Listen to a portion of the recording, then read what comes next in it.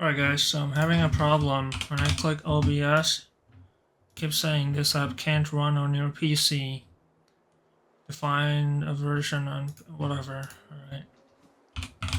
So I'm gonna go to OBS and put in the file location. Although it's showing shortcut is fine. Come to this compatibility mode.